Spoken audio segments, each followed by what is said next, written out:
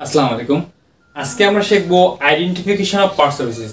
দেখো, আমরা যদি পার্টস অফ স্পিচ সম্পর্কে আলোচনা করতে যাই, আমরা জানি যে পার্টস অফ স্পিচ কাকে বলে। বাক্যের ব্যবহৃত প্রত্যেকটি অর্থবোধক শব্দকে কি বলে? পার্টস অফ স্পিচ বলে। পার্টস অফ স্পিচ কয় প্রকার? 8 প্রকার। Noun, pronoun, adjective, verb, adverb, preposition, conjunction, interjection. তবে আমরা একটা জিনিস খেয়াল রাখবো, আমাদের পার্টস অফ স্পিচ কিন্তু আমরা যখন একটা ওয়ার্ডকে পার্টস অফ স্পিচ হিসেবে কাউন্ট করবো, এটা দুইভাবে করা যাবে। একটা হচ্ছে আমাদের সেন্টেন্সে ব্যবহারের পরে, আর একটা হচ্ছে ব্যবহারের আগে।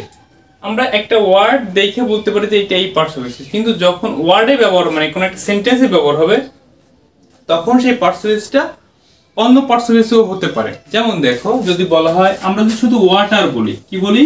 ওয়াটার। এইটাকে যদি আলাদাভাবে আসে, মানে যদি কোনো সেন্টেন্সে ব্যবহৃত না হয়, সেক্ষেত্রে ওয়াটারটা হবে হচ্ছে নাউন। কি হবে? নাউন হবে। যদি ওয়াটারটা কোনো সেন্টেন্সে ব্যবহৃত না হয়, সেক্ষেত্রে ওয়াটারটা হচ্ছে নাউন হবে। কিন্তু যদি এরকমের হয় যে I water the garden, I water the garden, দেখো আমি বাগানে পানি দিই, তখন কিন্তু এই ওয়াটারটা এইখানে ভার্ব হিসেবে ব্যবহৃত হবে। যদি শুধু ওয়াটারটা হইতো, যদি শুধু যখন ওয়াটারটা বলবে, তখন সেটা হচ্ছে হবে নাউন হবে, ম্যাটেরিয়াল নাউন। যদি যদি কি হয়, যদি হচ্ছে তোমার মানে সেন্টেন্সে ব্যবহৃত হবে, তখন সেটা হবে হচ্ছে এইখানে ওয়াটারটা ভার্ব হবে। কি হবে? ভার্ব। তাহলে আমরা পার্টস অফ স্পিচ আইডেন্টিফিকেশন শিখবো। একটা হচ্ছে পার্টস অফ স্পিচ সেন্টেন্সে ব্যবহারের পূর্বে একরকমের হয়, এবং সেন্টেন্সে ব্যবহারের পরে অন্যরকম পার্টস হতে পারে।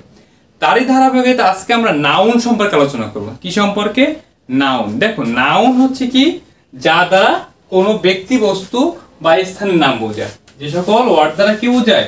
কোনো ব্যক্তি, বস্তু বা স্থানের নাম বোঝায়, সেগুলো হচ্ছে নাউন। এক কথা হচ্ছে আমরা দুই চোখে যা কিছু দেখি, সবগুলো হচ্ছে কি নাউন। সেটা ব্যক্তি হতে পারে, বস্তু হতে পারে, প্রাণী হতে পারে, স্থান হতে পারে, যা কিছু নাম, সে সবগুলো হচ্ছে কি নাউন। এখন নাউন হচ্ছে 5 প্রকার। কয় প্রকার? 5 প্রকার। Proper noun, common noun, collective noun, material noun, abstract noun. আমি তোমাদেরকে এমনভাবে শিখাবো, তোমরা দেখা মাত্রই বলতে পারবে এটা কোনটা কোন প্রকারের নাউন। আমাদের কমন নাউন এবং কালেকটিভ নাউন সম্পর্কে ঝামেলা হয়, ম্যাটেরিয়াল নাউন চিনি না, অ্যাবস্ট্রাক্ট নাউন চিনি না। এই ভিডিও দেখার পরে তোমরা অতি সহজেই নাউনের আইডেন্টিফিকেশন করতে পারবে। দেখো, প্রপার নাউন কি? যে সকল নাউন নির্দিষ্ট ব্যক্তি, কি বুঝবে? ব্যক্তি, বস্তু, প্রাণী, স্থান। ব্যক্তি, বস্তু, প্রাণী, স্থান। কি বলছে? নির্দিষ্ট, কোন অনির্দিষ্ট না, নির্দিষ্ট ব্যক্তি, বস্তু বা প্রাণী, স্থানের নাম যদি বোঝায়, সেটা হবে হচ্ছে কি নাউন? Proper noun. কি নাউন হবে? Proper noun. যেমন যদি বলা হয় রহিম, একটা ক্লাসে অনেক বয় আছে, মানে অনেক বালক আছে। এখন এখানে বয়টা কিন্তু প্রপার নাউন না। নাউন ঠিক আছে, কিন্তু এটা কিন্তু প্রপার নাউন না। ওই বয়দের ভিতর থেকে যদি বলা হয় রহিম, তখন রহিম হচ্ছে নির্দিষ্ট, এবং এটা হচ্ছে প্রপার নাউন। এটা হবে কি নাউন? Proper noun. যদি বলা হয় পদ্মা, পদ্মা হচ্ছে কিসের নাম? একটা নদীর নাম। যদি বলা হয় নদী, রিভার, রিভারটা কিন্তু প্রপার নাউন না, এটা হচ্ছে কমন নাউন, নদীর জাতটাকে বুঝাইছে।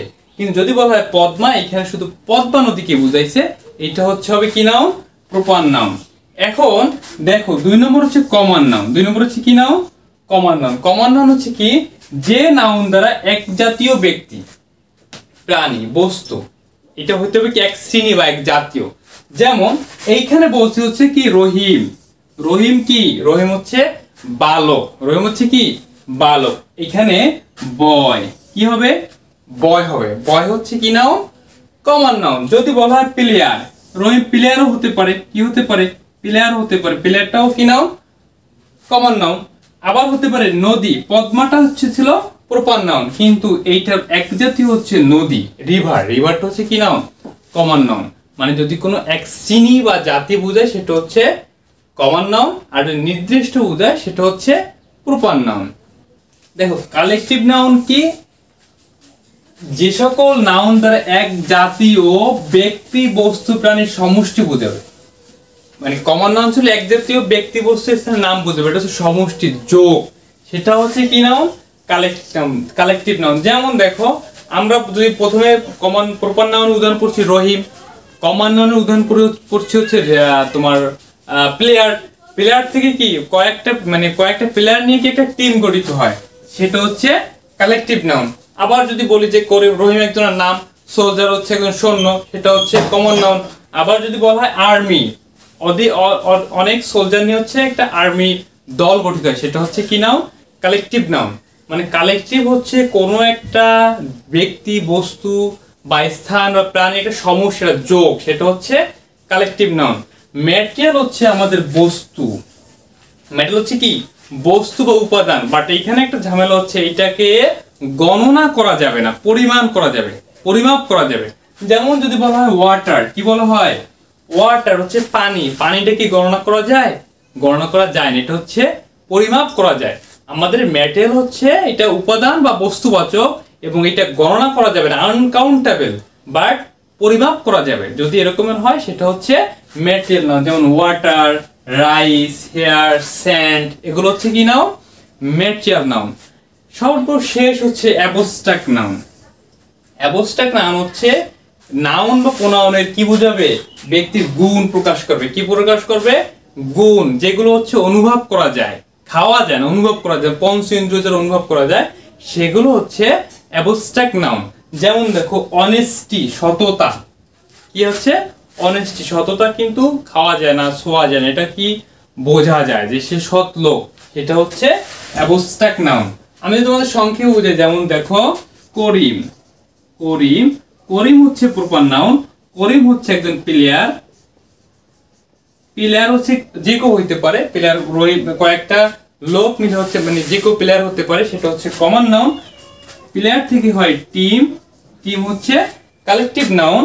আবার যদি বলা হয় যে এখানে ওয়াটার বা স্যান্ড, ওয়াটার হচ্ছে পানি, এটা গণনা করা যাবে না, পরিমাপ করা যাবে, এটা হচ্ছে ম্যাটেরিয়াল নাউন। আবার যদি বলা হয় যে অনেস্টি, অনেস্টি, সততা, এটা হচ্ছে আমাদের অ্যাবস্ট্রাক্ট নাউন। মানে দোষ, মানে নাউনের গুণ বুঝাবে, কোনো ব্যক্তি বা স্থানের গুণ বুঝাবে, সেটা হচ্ছে abstract noun. Thank you everyone.